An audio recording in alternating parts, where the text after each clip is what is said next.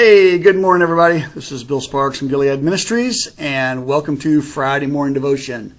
Thankful to have you with us this morning. Thankful to spend some time together again. Hope you're having a good Friday. Hope things have began a little bit easy as you head into this weekend. Going to be some wonderful weather here in Indiana today. Going to be sunshine and mid-80s. What a great day.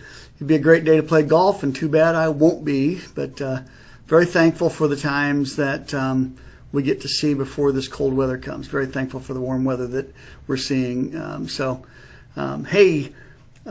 Before we jump in here, let me just say thank you to those of you who have been so supportive, so encouraging. Appreciate everything that you've done, the things you've said. Appreciate your willingness to send notes, messages, texts. Thank you so much for that, and appreciate it. Each and every day we need to encourage each other, and I thank you for those who are encouraging me on a consistent basis. I texted a friend yesterday, told them I was praying for them, and they texted me back and said, I pray for you every day. What a humbling experience to have individuals that are actually praying for, encouraging, and trying to find ways to keep you going in the midst of a world that wants to really honestly tear you down and keep you from moving forward in your faith. And that leads me to today's topic, or to today's devotion, and that is the topic of being uncomfortable. I have to be honest with you, you have probably found yourself, like I have, being polarized as you listen to the stuff that's going on today. Last week and earlier this week, I was listening to some media posts and just listening to the news, and I found myself, as you have many times, getting caught up in stuff. And not that we shouldn't be involved or know what's going on, but if you're not careful, you can get caught up in the rhetoric, you can get caught up in the emotion, you can get caught up in the trash that is known as, unfortunately, we call it news. And I'm not slamming every person and every news channel. That's not my intention here at all. My intention is this, and I basically describe this oftentimes to individuals. My intention is for you to become more aware of your thinking. The scripture says that we're to take all thoughts captive to Christ. And so today, I want to make you a little bit uncomfortable because I want to challenge you to begin looking at areas of your life, specifically the areas of the media and the Facebook and the social media and all those avenues that you feel are so important to your life. I want to challenge you today to begin to take some thoughts captive. I want to challenge you today to begin to take some things pretty seriously versus the way you may or may not have been taking them now. I can't answer for you. I just need you to look in the mirror and ask yourself the hard question. Am I so polarized that I can't tell people about Jesus? I'd imagine you've fallen into this trap, whether you realize it or not, sometimes for good reasons, sometimes for bad reasons, but most times, and most likely, most often, distracting to your time sharing Jesus Christ. I don't know if you realize this, but there's a technique, a sales technique, that basically follows this pattern. Listen to it. Scare the life out of someone and get their attention. Talk about how everyone else can't help them with that fight and how it's a terrible injustice that these other people can't help. Offer your product as the solution to what's this incredibly frightening thing that's happening, this incredibly horrible problem that's in their life. And then if necessary, which is almost always in today's culture, tell why you should abandon everybody else and only follow you as a product or as a person. I'm telling you, if you look at the topics today, from Afghanistan to immigration to inflation to sore body parts, you will see these tactics played out over and over and over again.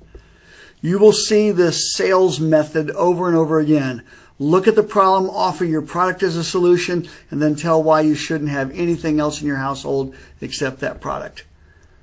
Listen, I'm telling you, every form of news is using this sales technique, because oftentimes they're not trying to give news, they're trying to get you to buy into whatever method or methodology or thought patterns or belief systems they have. Again, I don't know that everybody's involved in this, but I'm telling you, it is over the top. If there's something that's overflowing the cup, it is this in our culture.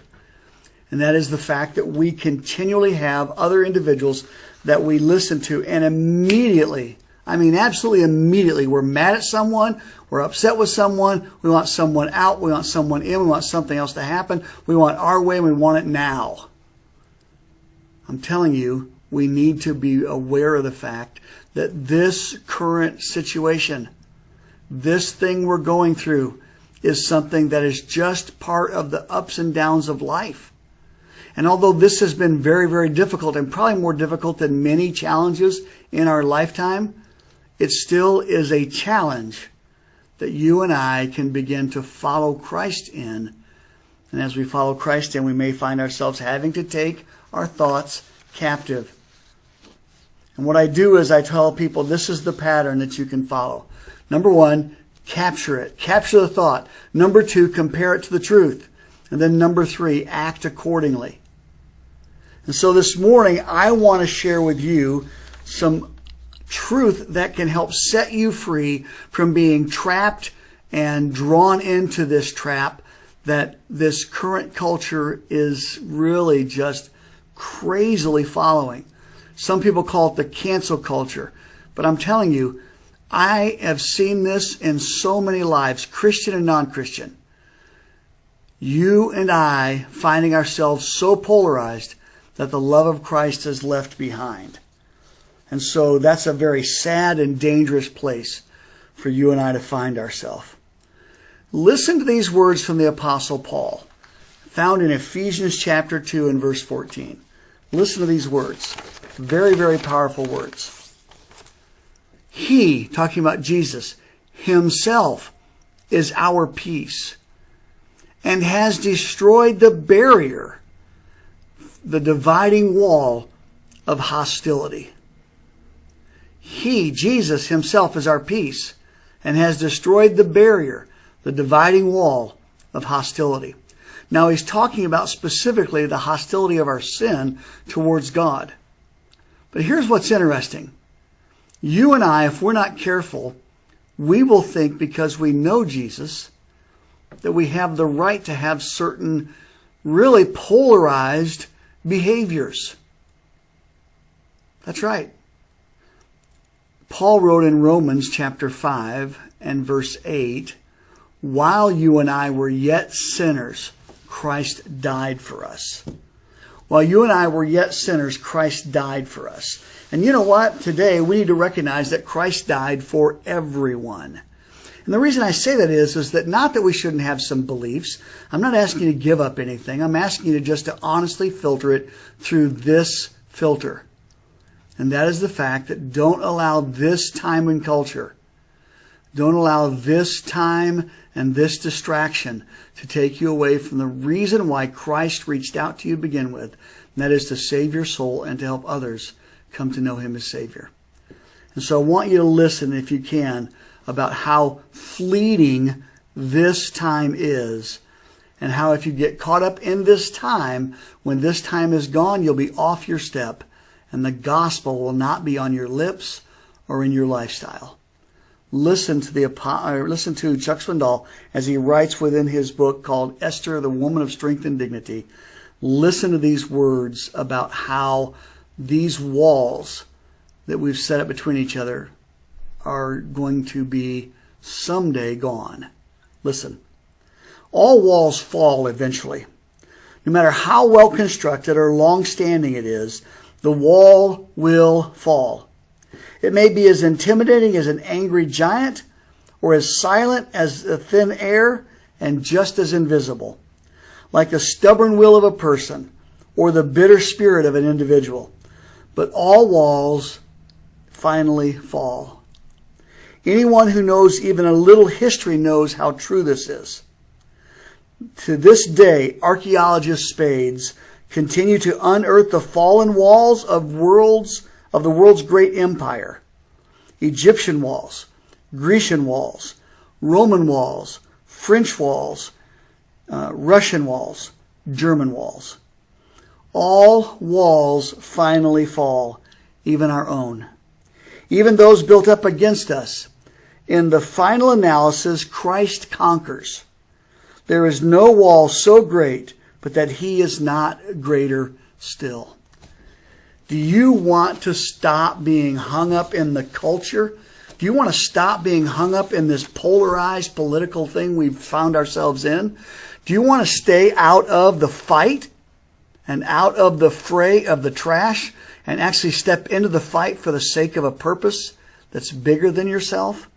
Then let me remind you that you are called to be the follower of Jesus Christ, and that Jesus died for all sinners, regardless of their background, regardless of their color, regardless of their religious training, regardless of their political view.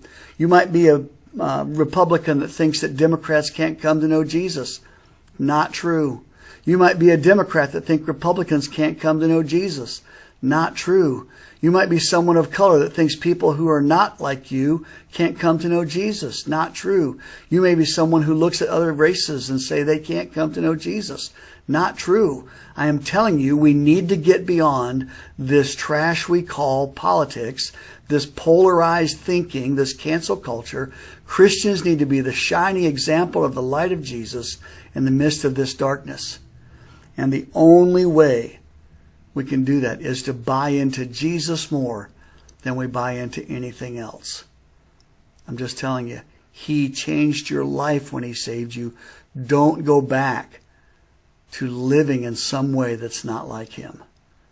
As a matter of fact, in the letter to Galatia, to the church at Galatia, Paul wrote these words: Christ has set you free. Do not go back to the weak and beggarly elements. To the elementary stuff is what some of the versions say. You see, a life committed to Christ is one that invites all to come to faith in Jesus. So let me ask you, who do you need to love differently and love like Christ? Matter of fact, who do you need to love like Jesus loved you?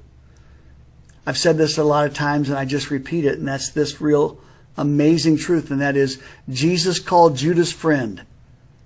Jesus didn't ask Judas to leave the table. Judas left the table of his own accord. Jesus allowed Judas to walk alongside of them without calling him out, even though Jesus knew what Judas was up to. I'm telling you, you need to be the influence of Christ among people who are not like you, and you need to sometimes be willing to let them stick around so they can see what it looks like. Not someone who is really bought into all the other stuff. So, let me tell you this.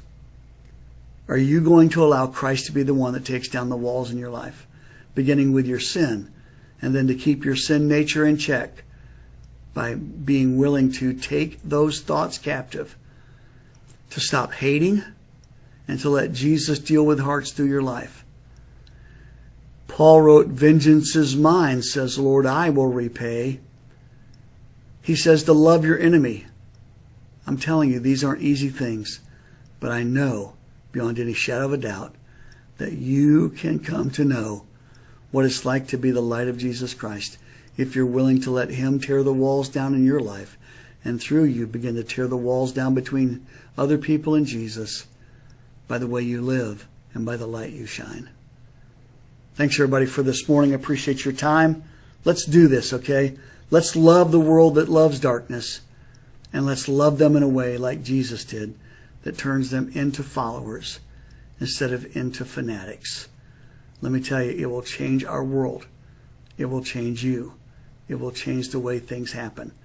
And everything around us will be about the gospel, not about our positions and not about our stuff. Till next week, thanks for joining us. Have a great weekend. And as always, please feel free to comment, share. Appreciate your prayers. Y'all take care, okay? Have a great weekend. Appreciate you so much. Bye-bye.